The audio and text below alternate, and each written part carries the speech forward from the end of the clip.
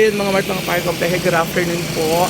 So ngayon mga Mart, mga pare kompeke, andito po ako ngayon sa bilihan po ng lambat kasi bibili po kami ng lambat kasi nga po yung lambat po nung aking noong sa Pangulo po sa Marinduque po ay nasira po. So ngayon, andito po kami, ay naghihintay pa po kami muna noong kakulangan po ng pambayad guys. So dito po kami kasi ang dami guys nung dadali namin lambat po bibilihin, so nasa 100,000 po siya. And also after po namin makuha yun, sasakay namin po sa tricycle at dadalhin po namin sa Pierre sa Dalahican po. Pero malapit naman po kami dito kasi dito na rin po naman way namin napunta ang Dalahican. Papunta po Dalahican, dyan po namin sasakay sa tricycle. Papunta po ito yung Dalahican kung saan namin sasakay po sa pier, sa barko, yung lambat. Kasi kailangan po namin makasakay po ng 1:30 or 2 kasi alis po ng barko. So ito po yung kasama ko, yung driver ko. Di ba napaka-pogi po, baka available naman po siya. Kahit po siya ay may anak na, available pa rin po siya. Ang gwapo po ng anak niya, mana dun sa asawa niya. Ang gwapo, ang ganda ng kutis. Ito po yung tindahan ni nanay. Ito po yung tindahan ng lambat. Doon po sa bibili po ng lambat dyan. Ayan na po.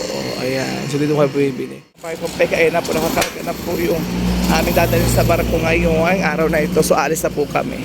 Ang gwapo po ng aking driver, diba? Ayan na po guys. Ang dami. Dami. Pag kumpeke, alis na po kami. Salamat po ng marami nanay.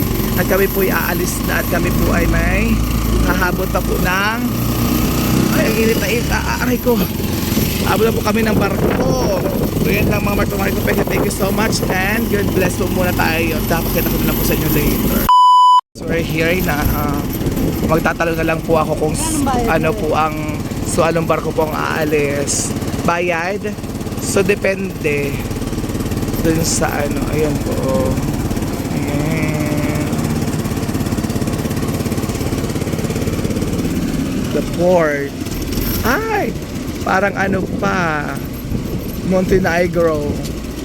So syempre guys, dadaan muna kami din sa ng marina. Ayan, sira daw po yung isa na yun. So hindi po kami, guys, naiwanan po kami ng Teresa na Star, pa na Montenegro, naiwan po kami. Kasi, at tagal po kasi nung process ng lambat. So guys, may ginagawa kasi yung barko ba dahil pinupukpuk po. So dito na po kami ngayon. So guys, ito guys ginagawa. Kasi ingay yung malaki na yung ginagawa. Pukpuk nila Ang laki niya. Kaya nata po ay 12 or 10. Yan po, pinupukpuk pagkalaking barko. Yan. Diba guys, ang dami. Yan po yung pinupukpuk ang ingay. 9 po, 9. 11 pala. Star Horse 11 po yan guys. So, ginagawa. Ang laki. So, waiting po kami. Maya-maya. Mga Park Kompeke, good morning po everyone. So ayan, magandang umaga po sa inyo mga Mart, mga Park Kompeke. Sa lahat po ng aking mga Mart, mga Park Kompeke, sa lahat po ng sulok ng mundo, magandang umaga po sa inyo lahat at magandang buhay. So ngayon mga Mart, mga Park Kompeke, bago ang lahat, ako po muna ay buwabati po sa lahat po ng mga kaguruan or lahat po ng mga teachers around the world na maligayang kaarawan po sa inyo lahat or Happy Teachers Day. So ngayon po mga Mart, mga Park Kompeke, ako po ay pa-school na dahil nga po syempre tayo po ay kailangan po talagang eskwelahan para po ang ating po mga estudyante na inaayos ay para po ay mabigyan po sila ng mga kaukulang kaalaman at saka po mga kaukulang paalaala para po sa darating po na Teachers Day. Syempre, hindi lamang po naman ang mga bayani, hindi lamang po ang ating mga santo, ang ating po binibigyan ng mga ganito-ganitong mga anniversary or mga kaarawan. So, siyempre, bibigyan din po at ating mga kaguruan dahil sila po ang ating pong bayani din. So, sila rin po yung talagang mahisipag at mahatsaga po na magbigay karunungan o kaalaman po sa ating mga anak-anak. Kaya naman, karapat-dapat po sila po ay pagbigyan ng ganito pong selebrasyon. Kaya naman, mga Mart, mga Park Kompeke, ako po ay pa-school na at tayo po ay Bukas po ay wala pong pasok, October 5. So mag-celebrate po lahat ng teachers. Sana naman po is maging matiwasay po ang kanila pong celebration bukas sa ating pong kaguruan. Pagbigyan din naman po natin sila ng kapahingahan. So yun lang mga Mart, mga Parkong Peke. Ako po muna ialis at ako po ay malilate na. So i-update ko na lang po kayo later mga Mart, mga Parkong Peke. Bye-bye for now! Mart, mga Parkong Peke. So today's video is ako po pala guys ay magbabayad pala po ngayon ako ng tuition fee ng aking mga anak.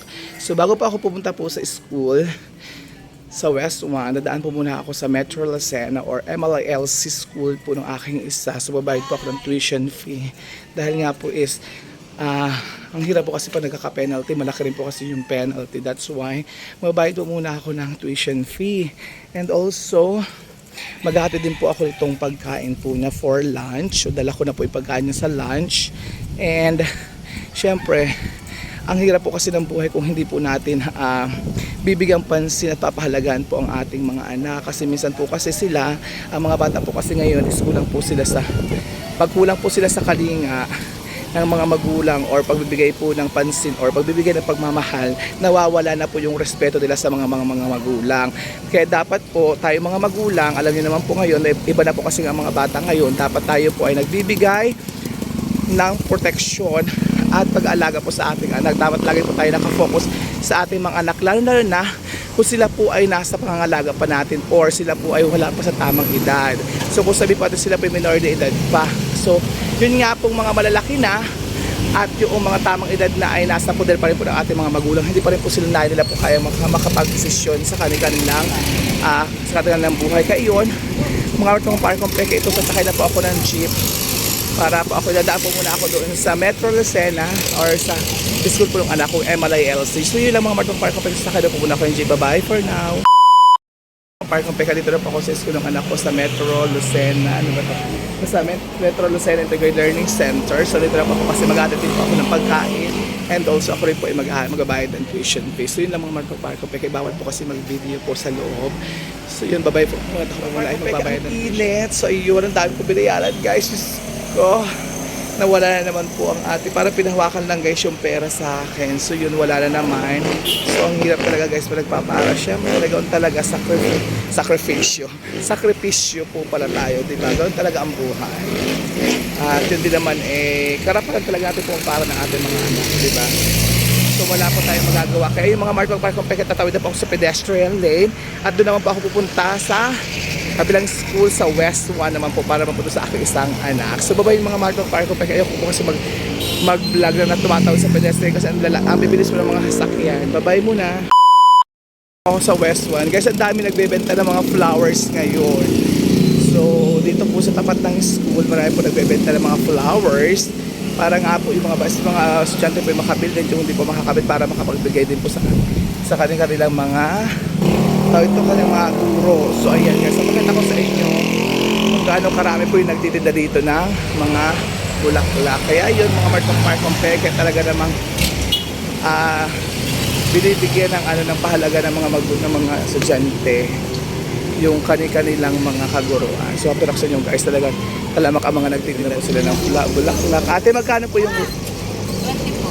20. Yung guys sa kabila. Ate, magkano po yun?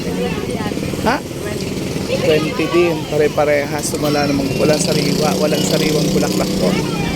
So yun guys, ito na ako sa loob. So guys, nakita niyo naman guys yan ko po yung kanilang mga tinda ng mga bulaklak. So hindi po siya fresh, siya po yung artificial, 20 pesos, di ba? Mura po. So napakamura guys ng bulaklak. So I'm here now sa school po at ako po ay papasok na ito na yung lunch ng aking baby Gabos. Kaya yan, parang umuulan na kasi guys, dito ngayon po ay may bagyong Jenny.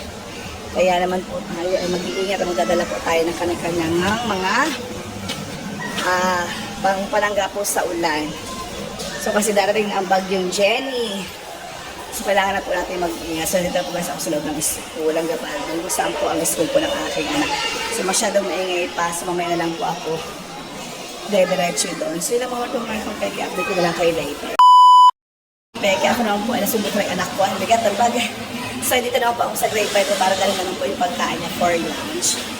Dadaan ko kasi hapon pa po ako. Ay! Nakapagod din kasi 4th floor po kasi. Excuse me mga bata. 4th floor po kasi. Kasi ingin ng mga bata. 4th floor.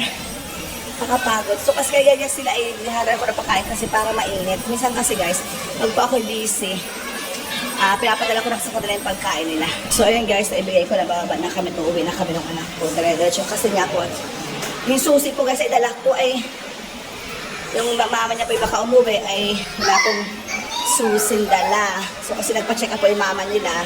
So ngayon bababa na ako guys. So nakapagod. Everyday po ako nagaganito. Sabado at linggo lang po guys ang walang ganito ako. Akyat baba. Para exercise din po na boss-boss lang po ang aking timbang. Kaya ng mga bata po ay talagang suguran sa kanilang mga teachers. Talagang bigayan po sila guys ng mga flowers, chocolates sa kanilang po mga kaguro, ang kanilang po mga guro.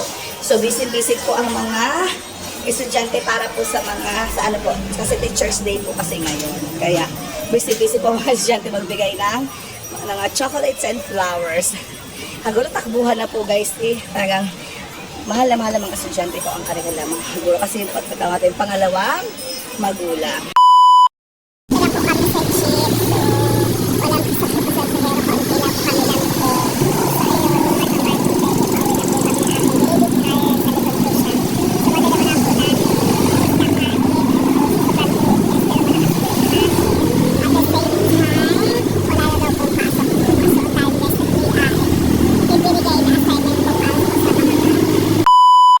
Mart mga Parkampeke, andito na. So going home na kami. Pauwi na po kami ni Princess. So mukhang pagit po ang panahon. Siyempre nga bagyong Jenny. So makulimlim na medyo mainit na may mahangin. Di po maintindihan ang panahon kaya talaga namang sakit ang nararamdaman at nararanasan po ng ating chikiting. So hindi lang po pala mga chikiting. Pati mga may edad na, pati mga matanda na tusko. So kailangan dobleng ingat po tayo mga Mart, mga Parkampeke. So yun mga Mart, mga Parkampeke, hindi dapat tayo magpabaya sa ating sarili. Dapat marami po kami ng tubig. Tubig lang ng tubig para makaiwas po sa sipon at ubo. Tsaka po wag po masyadong magpahapaw sa likod. Ko ingatan po natin ating sarili, ang ating pong mga kalusugan. Thanks for watching.